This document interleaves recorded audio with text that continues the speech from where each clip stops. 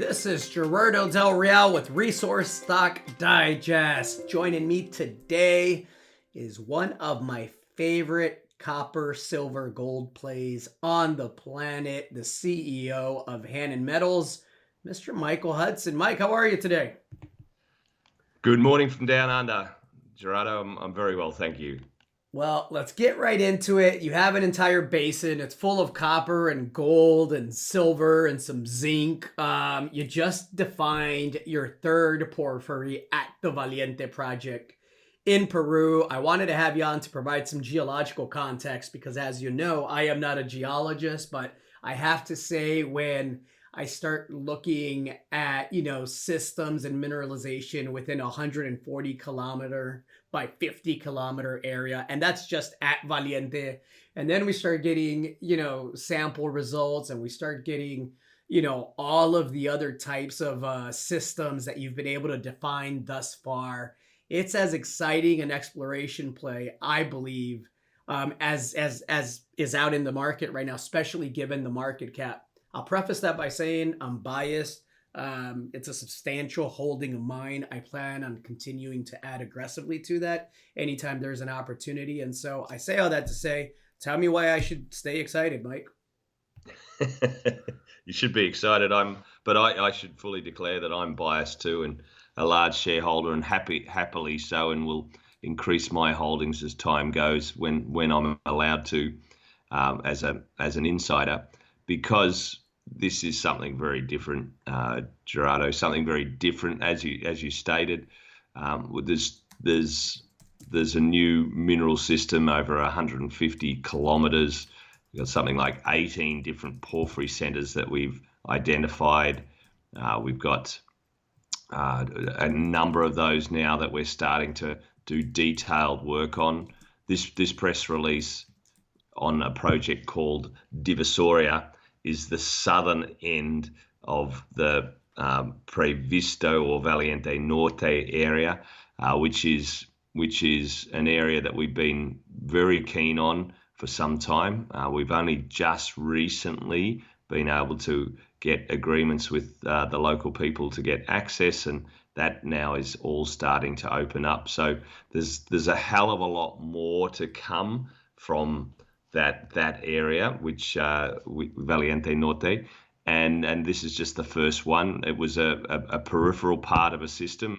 We think it's just a little deeper than where it outcrops, but we're finding ore grade base metal values, zinc values up past 33% in outcrop, wide zones up to 8 meters, and these base metal veins are known to exist peripherally to porphyry copper targets. So there's more work happening at Divisoria.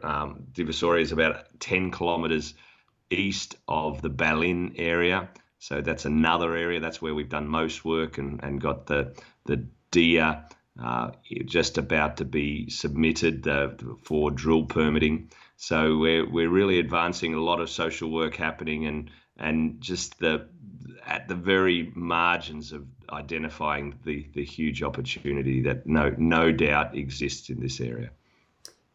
Valiente alone is a 1,686 square kilometer project. Can you speak to the amount of porphyry centers that you've been able to identify thus far, and then speak to how much more of that 1,686 square kilometer land package you still have to explore? We're in a pretty good base now with the data. So exploration's all about de-risking and collecting large regional data sets, and then conducting more and more detailed work until you're literally on top of the mineral system. So over the last couple of years, it was literally during COVID that we had one of Peru's best porphyry geologists wandering the creeks, making those observations, taking little fragments of rock here and here, and he's the kind of guy that knows just where those rocks sit in a porphyry system. So he's able to identify a number of these porphyry systems. At the same time, we went and took stream sediment samples, the fine fraction that seems to work very well in this environment, a detail there. But that's basically sampling all the creeks and rivers that drain off the hills, and when you get an anomaly downstream, there's something upstream, so we can identify the anomalous catchments, and so we have geology and then the geochemistry identifying that. And then we flew something like a $500,000 aeromagnetic survey over the last year also, and that was the breakthrough. That's what shows us the rocks that are magnetic and non-magnetic, and there's a very well told story about what rocks in porphyry systems and porphyries that are magnetic versus outside the porphyries, which are of course less magnetic. So we can start mapping things through the Earth's surface down quite deep actually, and that's where we've identified 18 porphyry centers from those data sets, and then we've gone and followed up a number of these. I just mentioned Basin, where we've done most of the work, and we've done all the geological mapping, detailed soils, and IP, so electrical geophysics. So we find that the chargeable zones, and there's walk-up drill targets that exist, 2 porphyries alone at Basin, and interlinked by a skarn and epithermal system over about 10 kilometres. Divisoria is 10 kilometres south of the main Valiente Norte area that you'll see more information come out, which is what we love.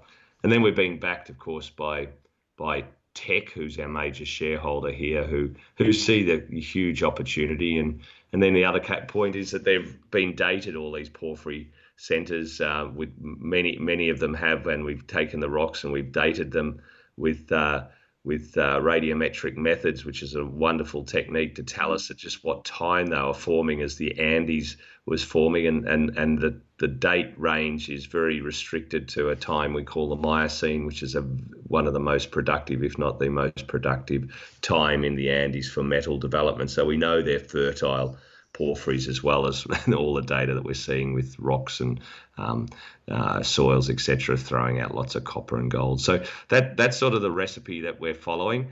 The social licensing has been very positive actually down in these areas, and people want to work, and we're working very hard at developing and maintaining that credibility, and we're going to have a chain of drill permits over the next 1 to 5 years, knocking off all these targets.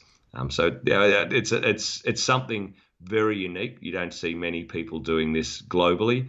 Certainly not in Peru at the moment, and I think that's Hannan has been able to brand itself for that. So yeah, it's one of those unusual opportunities.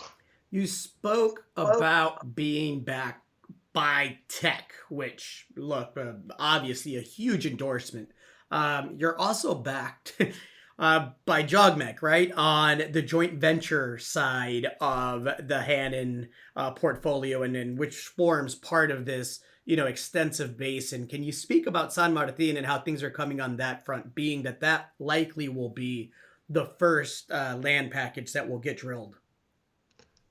Before we found the Valiente copper belt, a porphyry belt, we were working 6 to 12 months earlier, about 200 kilometres north in an area called San Martin, and that's a very different type of mineralization we're looking for, a sediment-hosted copper. It's more like a pancake rather than the big balloons that these porphyries generally sort of take form. So the pancakes extend again over 120 or 30 kilometres, and we're really unraveling that part of the world, and the potential is palpable again. We've done a joint venture on that area with the Japanese government, JOGMEC you mentioned, which is the arm of the Japanese government that funds projects like this to secure future metal supply for its industry.